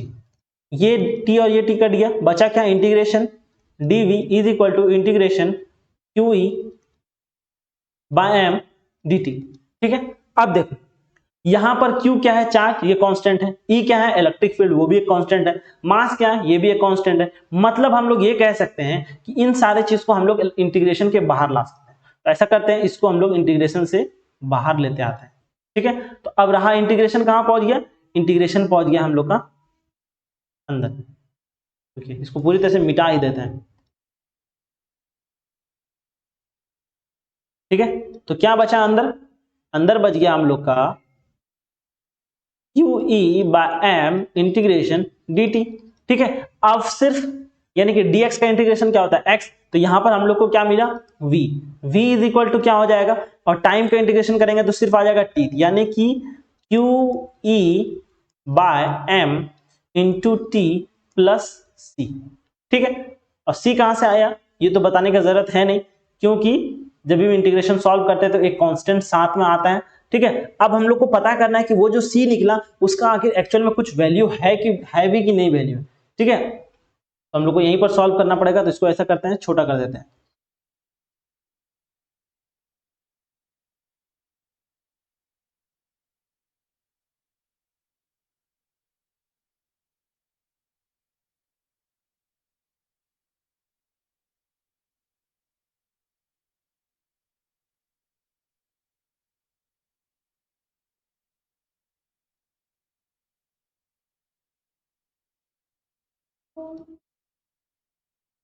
ठीक है।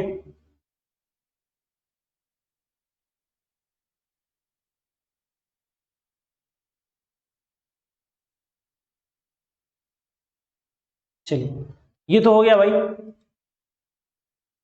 अब बस हमको चेक करना है कि आखिर c का जो वैल्यू है वो कितना है। तो हम लोग क्या करते हैं कि c का वैल्यू निकालने के लिए टाइम को हम लोग क्या करते हैं? जीरो पुट कर देते हैं। t is equal to zero.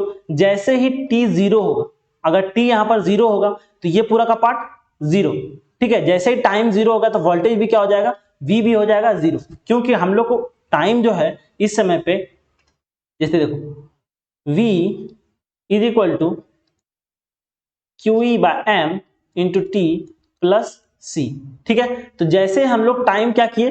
T zero कर दिए। टी जैसे ही जीरो किए, मतलब अभी तक है कि पीछे में देखते हैं, पता चलेगा, यहां से पता नहीं चलेगा। जैसे ही हम लोग टाइम क्या कर दिए? टाइम को हम लोग क्या कर दिए? T is equal to zero. T जैसे जीरो किए, मतलब इलेक्ट्रिक फील्ड तो अभी अप्लाई ही नहीं किए। जैसे इलेक्ट्रिक फील्ड अप्लाई नहीं किया, इसका मतलब क्या? पोटेंशियल क्या है? जीरो, यानी कि वी भी क्या है? जीरो है। कोई दिक्कत? चलिए, कोई दिक्कत नहीं। तो यहां पर जाहिर सी बात है कि यहां पर ये तो हो गया डायरेक्ट जीरो, ठीक है। यहां पर टी से मल्टीप्लाइड जैसे जीरो, और ये भी हो गया हमारा जीरो। तो फाइनली हम लोग को क्या मिला? यानी कि हम लोग का जो सी का जो वैल्यू है, सी का वैल्यू मिल गया हम लोग को zero.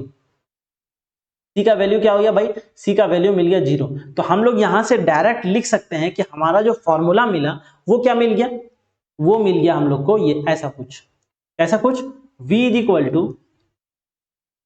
Equal to Q E by M और साथ में टी का मल्टीप्लीकेशन। तो ये हो गया हमारा अभी तक का छोटा सा फॉर्मूला, ठीक है। लेकिन अभी हम लोग को जाना कहाँ है? जाना है हम लोग को मोबिलिटी और इसके बीच में। तो अब यहां से हम लोग एक चीज देखते हैं, ऐसा करते हैं कि यहां पर ये वाला पार्ट कांस्टेंट है, ये वाला पार्ट कांस्टेंट है, सारा चीज कांस्टेंट है। तो मतलब यहां जो v जो है वो क्या है? डायरेक्टली प्रोपोर्शनल है। रुक जाओ, इसको भी हटाते हैं, इसको,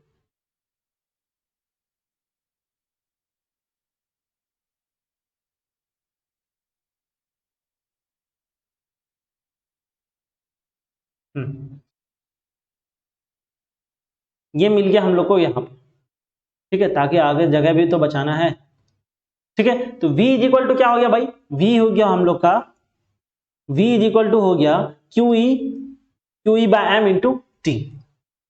चलिए अब क्या करते हैं, यहां पर जो जो कांस्टेंट वाला टर्म है उसको एक साथ रखते हैं और हम लोग आगे का काम करते हैं। तो जैसे कि अगर हम लोग v देखें, v is equal to, v जो है किसके ऊपर है, v है यहां पर हम लोग का q पे डिपेंड कर रहा है, e पे तो डिपेंड नहीं कर रहा है क्योंकि e तो चेंज हो सकता है, ठीक है। मास कांस्टेंट है, टाइम कांस्टेंट है, यानी कि पोटेंशियल जो है वो डायरेक्टली प्रोपोर्शनल है किस पे, यानी कि वेलोसिटी जो है हम लोग का भी वो किसके ऊपर डायरेक्टली डिपेंड कर रहा है, वो डिपेंड कर रहा है इलेक्ट्रिक फील्ड के ऊपर, ठीक है। यानी कि वेलोसिटी जो है वो डायरेक्टली प्रोपोर्शनल है किसका, वो डिपेंड कर रहा है इस पे। यहां पर ये वाला जो पार्ट है अगर हम लोग अगर ऐसा लिखें तो v is equal to Q T by M into electric field, और ये पूरा का पार्ट क्या है, ये पूरा पार्ट क्या है, कांस्टेंट है, ये पूरा पार्ट कांस्टेंट है। कांस्टेंट है तो इसको हम लोग क्या कर सकते हैं, मान सकते हैं कि यानी कि हमारा जो पोटेंशियल डिफरेंस है वो किस पे डिपेंड कर रहा है, वो डिपेंड कर रहा है हम लोग का इलेक्ट्रिक फील्ड। अब हम लोग को इस प्रोपोर्शनलिटी साइन को हटाएंगे तो यहां पर क्या हो जाएगा, v is equal to mu E,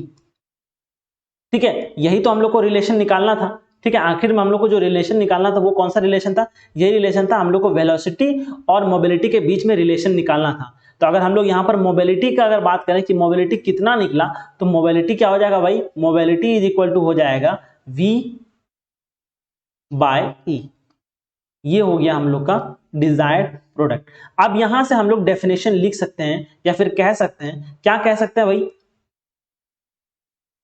ठीक है। यहां पर से हम लोग ये कह सकते हैं कि मोबिलिटी ऑफ ए चार्ज, यानी किसी भी चार्ज का जो मोबिलिटी है to carry to a defined and average value, ठीक है, वो क्या कहता है, carry a defined average velocity under किसमें, जब क्या हो 1 यूनिट ऑफ इलेक्ट्रिक फील्ड, यानी कि मोबिलिटी किसी भी चार्ज का क्या होगा, velocity define as the average velocity, ये क्या था हमारा एवरेज वेलोसिटी है, ठीक है। एवरेज वेलोसिटी अंडर किस पे, ठीक है, किस पे, इसको हम लोग लिखते हैं अंडर किस पे, 1, ये जो है इलेक्ट्रिक फील्ड वो क्या है 1 इलेक्ट्रिक फील्ड, यानी कि 1 यूनिट इलेक्ट्रिक फील्ड, इसका हम लोग लिखते हैं तब अच्छे से समझ में आएगा। तो क्या कहते हैं, यहाँ पर दिख नहीं रहा होगा कोई बात नहीं, नोट्स में आप लोग को अच्छे से दिख जाएगा।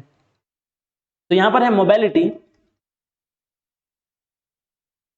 ठीक है, mobility of a charge, mobility of a charge carrier, carrier is defined as its क्या average value, average velocity, average velocity, ठीक है, कब, under the influence, under the influence of इस पे यूनिट इलेक्ट्रिक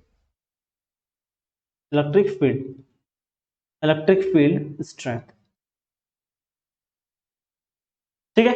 यानी कि मोबिलिटी जो होगा किसी भी चार्ज का वो क्या करेगा, डिफाइन करेगा एज एन एवरेज वेलोसिटी किसके under 1 unit of electric field, यानी कि किसी भी इलेक्ट्रॉन का मोबिलिटी कैसे पता चलेगा, उसका average velocity bye an electric field, ठीक है। यहां तक तो आप लोगों ने अच्छी तरीके से समझ लिया। चलिए अब आते हैं नेक्स्ट, जो एक और अच्छा क्वेश्चन है जो एग्जाम में बार बार पूछा जाता है, वो भी कितने में, वो पूछा जाता है 7 मार्क्स में, कितने में, 7 मार्क्स में आपको सेमेस्टर एग्जाम में पूछा जाता है। वो क्या है भाई, इलेक्ट्रिकल करंट इन कंडक्टर, किसी भी कंडक्टर में इलेक्ट्रिसिटी कितना है, ठीक है, यानी कि उसका कंडक्टिविटी करंट कितना है वो आपको निकालना है, ठीक है। वो कैसे पता चलेगा, वो अभी हम लोग अभी निकालेंगे, बस पता चल जाएगा, ठीक है। तो चलिए भाई, तो सबसे पहले क्या करते हैं हम लोग, एक कंडक्टर मानते हैं, सबसे पहले क्या करेंगे, एक ऐसा करते, चलिए छोड़ो,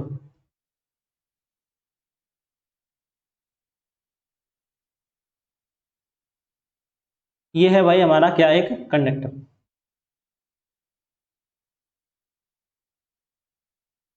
ठीक है। ये क्या है, एक कंडक्टर है जिसका ये क्या है, ये लेंथ है,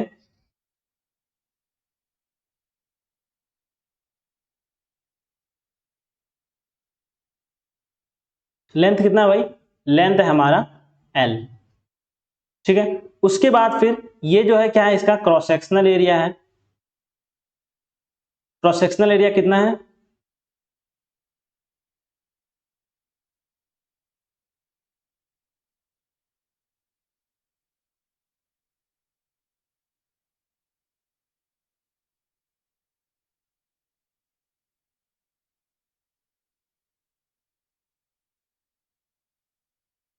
ठीक है, क्रॉस सेक्शनल एरिया भाई कितना है, क्रॉस सेक्शनल एरिया है इसका ए, ठीक है, क्रॉस सेक्शनल एरिया है। और इसके अंदर क्या है, इलेक्ट्रॉन है, कितना इलेक्ट्रॉन है इसके अंदर, n नंबर ऑफ इलेक्ट्रॉन है, ठीक है, कितना नंबर, सारा चीज याद रखना है, n नंबर ऑफ इलेक्ट्रॉन, ठीक है, कोई दिक्कत। चलिए अब होगा काम कि जब भी कोई भी एरिया से कोई भी करंट पास होता है, तो यानी कि अगर हम लोग करंट की बात करें तो करंट का फॉर्मूला क्या होता है, I इज इक्वल टू होता है भाई, I इज इक्वल टू होता है Q/T, ठीक है, इतना सा तो पता है, सारे सब लोगों को पता है कि करंट इज इक्वल टू, इन सब चीजों का हम लोग अभी इस्तेमाल करेंगे। तो करंट इज इक्वल टू होता है Q/T, ठीक है। उसका ड्रिफ्ट वेलोसिटी का वैल्यू क्या होता है, ड्रिफ्ट वेलोसिटी, अभी थोड़ी देर पहले हम लोगों ने पता किया, ड्रिफ्ट वेलोसिटी का वैल्यू होता है v is equal to L by time, ठीक है, ये सारा चीज पता है। अब देखो I इज इक्वल टू होता है Q/T, किसके लिए, एक इलेक्ट्रॉन के लिए, कोई भी इलेक्ट्रॉन अगर मूव कर रहा है, उसका करंट है, कोई एक Q चार्ज है, उसको इतना समय लग रहा है, तो करंट कितना बनेगा, इतना। तो अगर n नंबर ऑफ इलेक्ट्रॉन, ठीक है, किसके लिए, फॉर, अगर हम लोग बात करें फॉर किसके लिए, for n number of electron, ठीक है, अगर n नंबर का हम लोग इलेक्ट्रॉन के बारे में बात करेंगे, तो करंट क्या हो जाएगा, I इज इक्वल टू हो जाएगा Q/N/T, ठीक है, कोई दिक्कत, चलिए कोई दिक्कत नहीं। अब आते हैं नेक्स्ट बात कि हम लोग अब क्या करते हैं, इस सारे चीज को हम लोग एक दूसरे में चेंज करते हैं, किसमें चेंज करते हैं, टू चेंज दिस,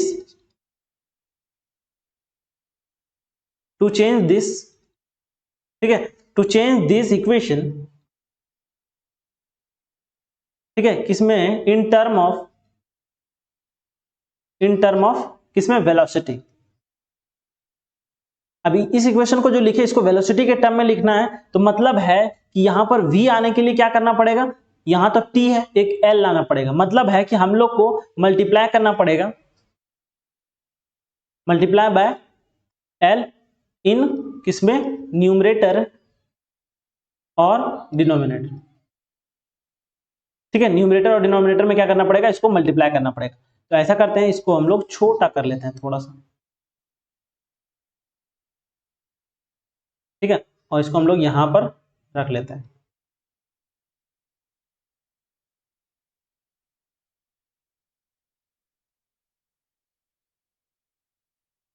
बस एक सेकेंड, हो जाएगा कलर चेंज।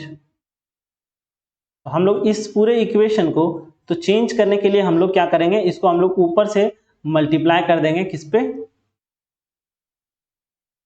मल्टीप्लाई करेंगे भाई, हम लोग I इज इक्वल टू हो जाएगा Q/N/T, और नीचे हम लोग ऊपर और नीचे दोनों को L से मल्टीप्लाई कर देंगे, और यहां पर हम लोग को एक बहुत ही बढ़िया चीज दिखेगा, क्या दिखेगा, यहां देखो L/T, इसको क्या लिखते हैं, V लिखते हैं, मतलब है कि इसको हम लोग क्या कर सकते हैं, बदल के एक नया चीज में बदल सकते हैं, उसको हम लोग क्या लिखेंगे, यानी कि यहां पर हम लोग लिखेंगे I इज इक्वल टू हो जाएगा Q V/L, ठीक है, Q और N तो छूट गया, एक सेकंड इसको मिटा देता है, I इज इक्वल टू हो जाएगा Q/N/V/L, ठीक है, कोई दिक्कत, उम्मीद है कि यहां तक तो कोई दिक्कत अभी तक नहीं हुआ होगा, कि हम लोगों ने अभी तक क्या किया, n नंबर ऑफ इलेक्ट्रॉन था, उसको हम लोगों ने n नंबर ऑफ इलेक्ट्रॉन का करंट निकाले, ठीक है, उसको वेलोसिटी के टर्म में लाए, तो वेलोसिटी के टर्म के लिए क्या ऊपर नीचे हम लोगों ने मल्टीप्लाई कर दिया। तो ये तो हो गया भाई एक इक्वेशन, ठीक है, ये हो गया हमारा एक इक्वेशन, लेकिन हम लोग को पहुंचना है अभी और दूर। तो हम लोग एक फॉर्मूला जानते हैं करंट डेंसिटी का, ठीक है, करंट डेंसिटी बराबर क्या होता है, करंट डेंसिटी बराबर होता है करंट बाय एरिया, ठीक है, करंट बाय एरिया। तो हम लोगों को वहां तक पहुंचना है, देखिए कितना स्पेस है इसके बाद, कोई बात नहीं, अगले में एक ही पेज है, उसी में सारा चीज कर लेंगे, ठीक है। तो करंट डेंसिटी का फॉर्मूला क्या होता है, करंट डेंसिटी,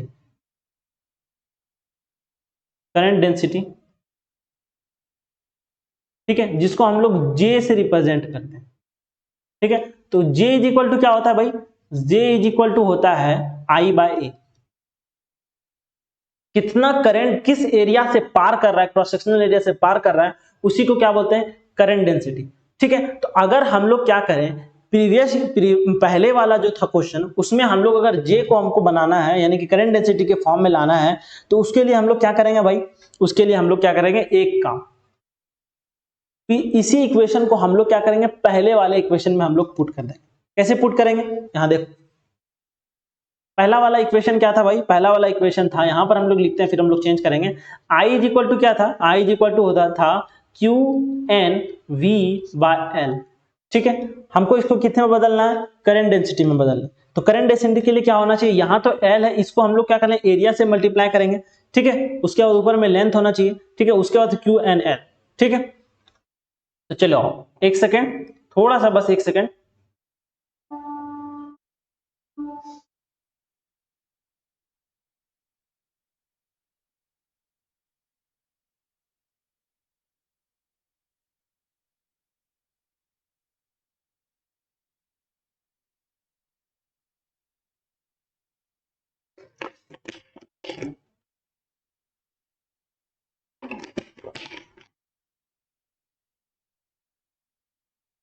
तो कहां थे कि हम लोग को क्या करना है, अब जो हम लोग का करंट डेंसिटी है उसमें करंट का वैल्यू पे हम लोग सिर्फ पुट करेंगे। तो करंट का value J is equal to क्या हो जाएगा, करंट की जगह पे क्या आ जाएगा, Q N V by L.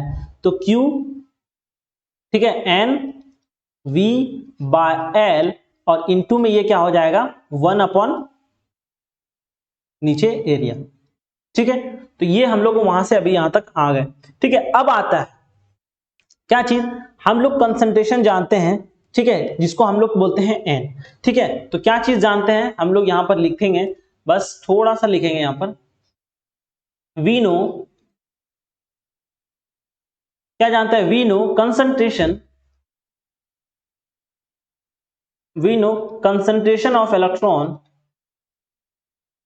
Concentration of electron per unit volume is equal to N. ठीक है, बोले तो क्या कहना चाह रहा है, ये कहना चाह रहा है कि n इज इक्वल टू क्या होगा, n बाय वी।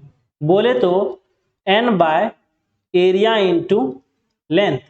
वॉल्यूम कैसे बनता है, एरिया को जब लेंथ से मल्टीप्लाई कर देंगे वो वॉल्यूम बन जाएगा। तो यानी इसके कहने का मतलब है कि हम लोग एक नया टर्म को, यानी कि इसको छोटा सा छोटा करेंगे, यानी कि करंट पर यूनिट वॉल्यूम को हम लोग किससे रिप्रेजेंट करते हैं, एन से। यानी कि यहां पर देखो करंट किसको है, यानी कि एन नंबर ऑफ इलेक्ट्रॉन है, number of electron upon volume, इसी को बोलते हैं कंसंट्रेशन।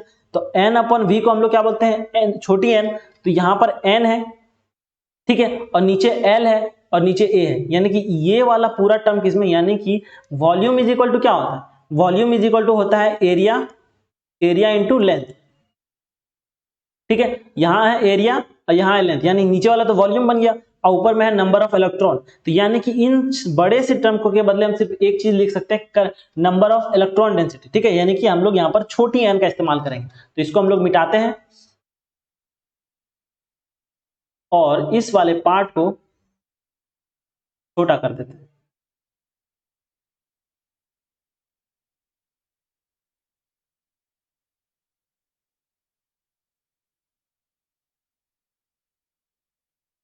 और इसको भी मिटा देते हैं, ये तो पीछे है ही, थोड़ा सा क्लीन हो जाएगा। ठीक है, तो अब हम लोग इसके जगह पे क्या लिख सकते हैं, J is equal to Q N V. ठीक है, ये हो गया हमारा एक इक्वेशन। कौन सा इक्वेशन, एक इक्वेशन। कैसे कि यहां पर तो पता है, क्योंकि हम लोग एन बाय एरिया यानी कि number of electron by volume, उसको बोलते हैं हम लोग क्या, इलेक्ट्रॉन पर यूनिट वॉल्यूम, इसको बोलते हैं कंसंट्रेशन। तो यानी कि हम लोग कंसंट्रेशन उस बड़े से टर्म को हटा के क्या कर दिए, एक छोटा एन में बदल दिए, जिसको बोलते हैं कंसंट्रेशन। ठीक है, और हम लोग क्या जानते हैं, एक और हम लोग करंट का फॉर्मूला, यानी कि करंट डेंसिटी का फॉर्मूला किसके टर्म में, कंडक्टिविटी के टर्म में क्या जानते हैं, current density in form of, क्या लिख सकते हैं, current current density in form of, in form of क्या, in form of conductivity. Conductivity इसका फॉर्मूला क्या होता है, J इज इक्वल टू होता है सिग्मा ई। ये सेकंड इक्वेशन। जब हम लोग दोनों इक्वेशन को क्या करेंगे, एक साथ पुट करेंगे तो हमको क्या मिल जाएगा, रिलेशन मिल जाएगा। क्या रिलेशन मिलेगा, देखो यहाँ दोनों साइड, लेफ्ट साइड में जे है, यानी कि हम लोग क्या लिख सकते हैं, सिग्मा इज इक्वल टू, हम लोग डायरेक्ट लिख सकते हैं, क्या लिख सकते हैं भाई, सिग्मा इज इक्वल टू यानी कि Q N V is equal to, हम लोग क्या लिख सकते हैं, सिग्मा ई, डायरेक्ट लिख सकते हैं। कोई दिक्कत नहीं। और अभी हम लोगों ने क्या जाना, v velocity is equal to क्या होता है, अभी हम लोग पीछे जो पढ़े, मोबिलिटी जो पढ़े, वहां हम लोग क्या देखे, वहां हम लोग ने देखा कि मोबिलिटी इज इक्वल टू क्या निकला था, हम लोग का जो मोबिलिटी था, मोबिलिटी इज इक्वल टू निकला था v बाई ई। ठीक है, यानी कि हम लोग v को क्या लिख सकते हैं, v is equal to mobility into electric field. यहां पर जो v है तो हम लोग इसके जगह पे क्या लिख सकते हैं, इसके जगह पे लिख सकते हैं मोबिलिटी इंटू इलेक्ट्रिक फील्ड। कोई दिक्कत, चलिए इन सारे चीज को क्या करते हैं, मिटा देते हैं। तो हम लोग v के जगह पे क्या लिख सकते हैं, अब वो देखो, थोड़ा सा मिटाने में ही टाइम चला जा रहा है, कोई दिक्कत नहीं, थोड़ा सा कष्ट है। ठीक है, तो यहां पर क्या हो जाएगा, क्यू एन, और v के जगह पे हम लोग क्या लिखेंगे, इलेक्ट्रिक फील्ड इंटू मोबिलिटी। ठीक है, यहां से इलेक्ट्रिक फील्ड और इलेक्ट्रिक फील्ड कट गया। ठीक है, फाइनली हम लोग के पास वो क्या बचा, Q N into mobility into conductivity. ठीक है, तो इसी को हम लोग लिख सकते हैं कंडक्टिविटी इज इक्वल टू, जरा अच्छे से लिखें यहां पर, क्या था, कंडक्टिविटी इज इक्वल टू, और इसी को हम लोग क्या लिख सकते हैं, रेसिस्टिविटी, रेसिप्रोकल ऑफ रेसिस्टेंस। ठीक है, इज इक्वल टू क्या हो जाएगा, क्यू एन इंटू मोबिलिटी। ठीक है, कोई दिक्कत, यही था हम लोग का अभी तक का, जो हम उतना काम किए, यही चीज हम लोग को निकालना था मेनली। ठीक है, कोई दिक्कत, उम्मीद करते हैं कि यहां तक तो कोई दिक्कत नहीं हुआ होगा। यानी कि मोबिलिटी इज इक्वल टू या फिर inversely proportional of resistivity is equal to होता है Q N into mobility.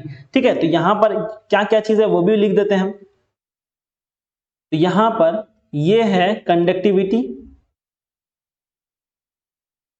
Conductivity नहीं दिख रहा है तो डाउनलोड कर लीजिएगा पीडीएफ, नीचे लिंक है। ठीक है, टेंशन लेने की बात नहीं है। और क्या है,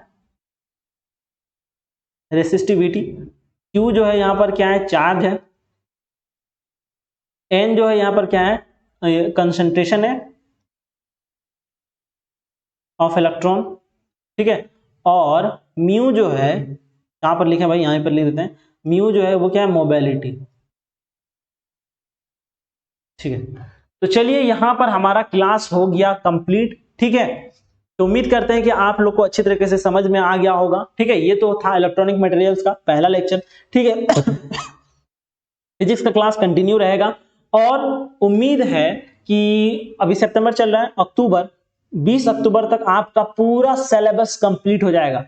ठीक है, इंड सेमेस्टर तक का, मिड सेमेस्टर तक का नहीं, इंड सेमेस्टर तक का बात कर रहा हूं मैं। ठीक है, आपका पूरी तरीके से बीडब्ल्यू कंप्लीट हो जाएगा, ग्राफिक्स कंप्लीट हो जाएगा, फिजिक्स कंप्लीट हो जाएगा। ठीक है, उसके बाद फिर केमिस्ट्री कंप्लीट हो जाएगा, जो भी बच्चे का है सारा का सारा कंप्लीट हो जाएगा। और जिसको कहीं पर भी थोड़ा सा भी डाउट हो रहा हो कि सर ये टॉपिक भी पढ़ाइए, ये टॉपिक भी पढ़ाइए, कुछ कराइए, तो हम आपको उसका लेक्चर लाएंगे, सेशन लाएंगे। ठीक है, और एक चीज कि अभी जो आप लोग का जो होने वाला है मिड सेम जो होने वाला है, उसका हम लोग कुछ छोटा छोटा सेशन लेके आएंगे, जिसमें सिर्फ आपको क्वेश्चन बताएंगे कि कुछ पढ़े नहीं पढ़े, ये क्वेश्चन पढ़ के चले जाना। ठीक है, कुछ पढ़िए नहीं पढ़ी, ये क्वेश्चन आप लोग एक बार पढ़ के चले जाइएगा, उम्मीद है कि वो क्वेश्चन आ जाए। ठीक है, हम तो बस बता सकते हैं कि यहाँ से क्वेश्चन आ सकता है। ठीक है, तो क्वेश्चन डिजाइन तो हमने किया नहीं है वैसे, तो हम लोग इतना सा बता सकते हैं। तो जल्दी ही वो सीरीज भी आ जाएगा आप लोगों के लिए, उम्मीद है कि 1-2 दिन में सारा का सारा सीरीज आ जाएगा। चलिए, दैट्स ऑल, थैंक यू, मिलते हैं एक नए से सेशन में, किसका, फिजिक्स के क्लास में। That's all, thank you very much. और चैनल को सब्सक्राइब करना बिल्कुल नहीं भूलिएगा, क्योंकि इससे हम लोग को क्या मिलता है, मोटिवेशन मिलता है। That's all, thank you very much.